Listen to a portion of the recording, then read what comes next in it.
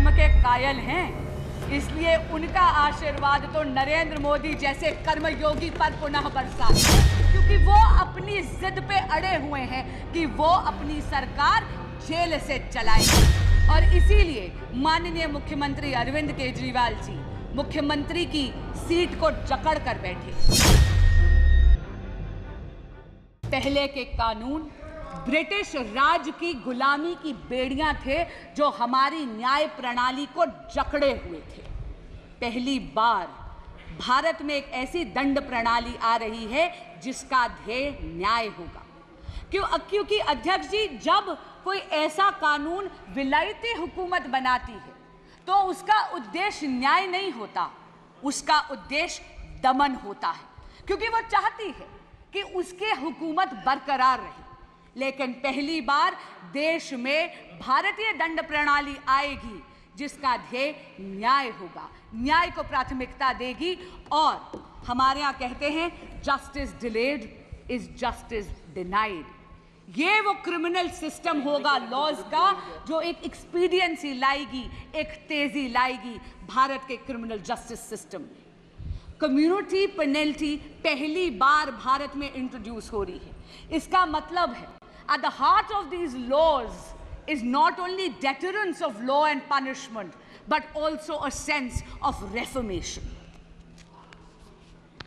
इन सभी transformative, futuristic, path breaking कारणों के कारण ही भारत ने एनडीए की सरकार को तीसरी बार पूरा बहुमत दिया है।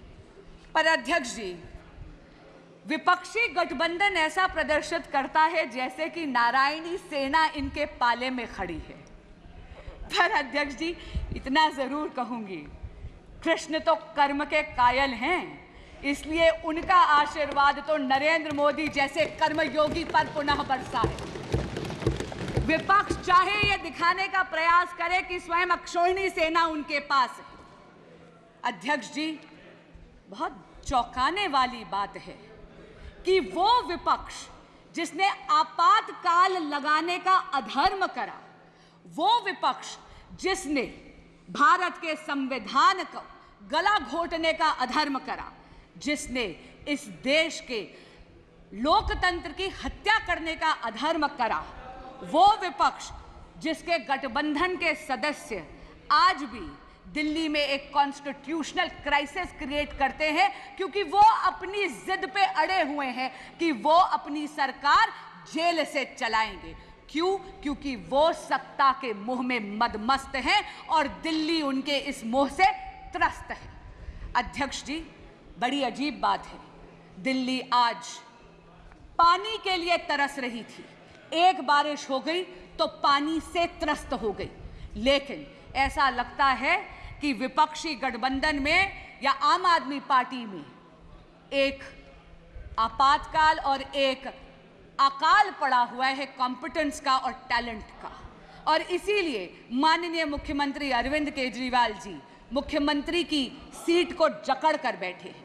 मैं पूछना चाहती हूं, ऐसा विपक्ष जो पॉलिसी पैरालिसिस का अधर्म करता है, जो लैक ऑफ गवर्नेंस का अधर्म करता है, वो धर्म की बात कर कर इस सदन में कैसे आड़े आ सकता है जब ये सदन इमरजेंसी की रेजोल्यूशन पास करना चाहता है, इस इमरजेंसी का खंडन करते। दिन भर की सारी अपडेट्स के लिए सब्सक्राइब करें राजस्थान कवरेज को और बेल आइकन दबाना ना भूलें ताकि आप रहे अपडेटेड हमेशा।